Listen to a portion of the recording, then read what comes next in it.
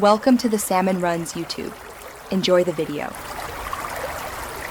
You start by cleaning and inspecting the chip so paint will adhere. This matters because contaminants cause lifting.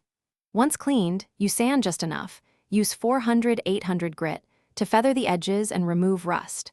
Make sure to dry the spot and tape surrounding trim. Shake the repair pen for 30 to 60 seconds, then test on scrap to confirm color match and flow. This step prevents blobs and shows you how fast the pen dispenses. You now apply paint in thin, controlled layers to build color without runs. Thin coats dry faster and bond better.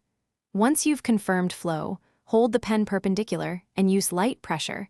Think gentle, deliberate taps rather than a single heavy swipe. Make sure to let each coat tack for about 5 to 10 minutes so solvents flash off before the next. If you need texture, slightly overfill and then level once cured. This creates a uniform surface for final finishing. You finish by leveling and sealing the repair so it blends invisibly. First wet sand with 1,500 to 3,000 grit to remove high spots, then polish with a rubbing compound to restore gloss.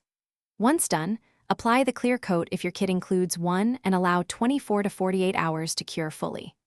If color looks off or texture shows, don't panic. You can repeat thin color coats, blend edges with a solvent, then resand and... Thanks for watching. Consider subscribing if we helped you.